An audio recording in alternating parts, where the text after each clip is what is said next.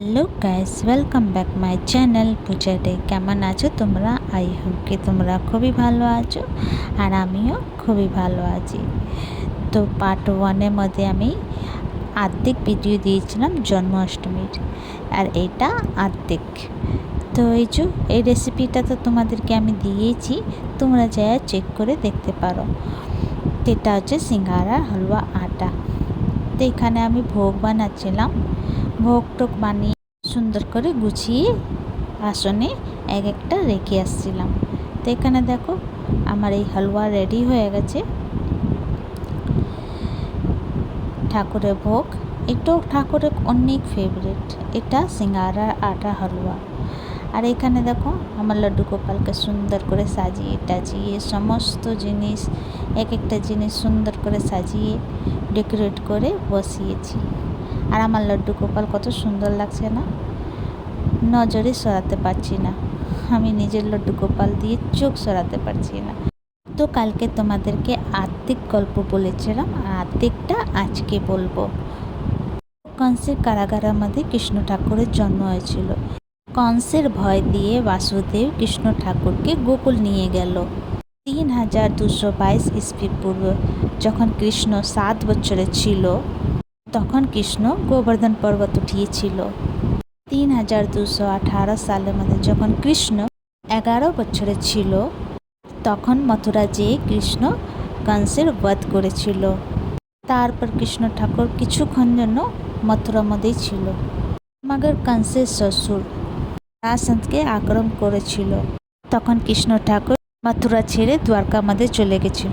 3140 ইসবি পূর্ব, যখন পাণ্ডব বনবাস করে বাপাস আসছিল, তখন দুর্যোধন এসেছিল না, আর না আসার জন্য কৃষ্ণ ঠাকুর যুদ্ধের জন্য ঘোষণা করে দিল।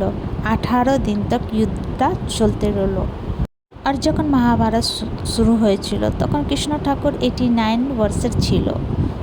তো এই যুদ্ধের মধ্যে কৃষ্ণ ঠাকুর পাণ্ডবকে জিতিয়ে দিল। কৃষ্ণ ঠাকুর নিজে দ্বারকা চলে এসেছিল।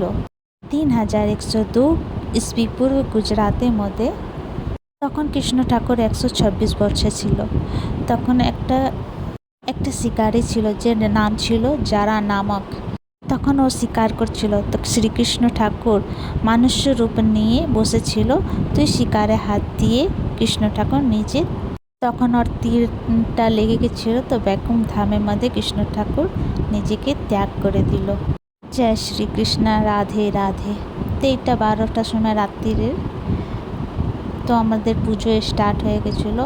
হালাকি অষ্টমী 10টা সাড়ে 10টার সময় থেকে ছিল। তো অষ্টমী পুজো একটু পুজো করেই নিয়েছিলাম, আগে ভোগ টোগ চড়িয়ে দিয়েছিলাম, তারপর আবার রাত্রির 12টার সময় পুজো করছিলাম। তো সবাই মিলেই পুজো করছিলাম। জানি না তোমাদেরকে গল্পটা কেমনে করে বোঝাতে পারলাম না পারলাম, তো গলতি হলে প্লিজ সরি, ক্ষমা করে দিও। তো গোপাল ভোগের মধ্যে লুচি, হালুয়া, পায়েস, পুয়া, পাঞ্জিরি আর অনেক কিছু বানিয়েছিলাম। তো যে আমরা পুজো করছি, আর আমার কাকি শাশুড়িও এসেছিল, আর বাবুটাও অত রাত্রে ঘুমিয়েছিল না। গোপালের জন্মদিন উৎসবটা পালন করলো, আমরা সবাই এনজয় করলাম, খুব সুন্দর করে পুজো পাঠ করলাম। তো তোমরা কে কোথায় দিয়ে ভিডিওটা দেখছো প্লিজ কমেন্ট করে জানিও, আর আমার গল্পটা তোমাদেরকে কেমন লাগলো ওটাও কমেন্ট করে জানিও।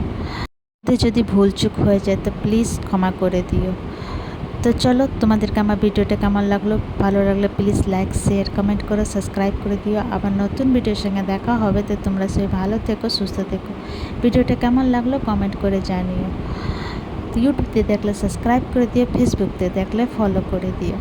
কে কোথায় দিয়ে ভিডিওটা দেখছো সেটা কমেন্ট করে জানিও। আর তোমরা কে কে জন্মাষ্টমী করেছিলে সেটাও কমেন্ট করে জানিও। তো আমি তো দেখবো কে কোথায় দিয়ে আমার ভিডিওটা দেখছে, কে কে জন্মাষ্টমী করেছিল। তো চলো, ভিডিওটা এখানে শেষ করছি। Bye bye, take care, Radhe Radhe, জয় শ্রীকৃষ্ণ।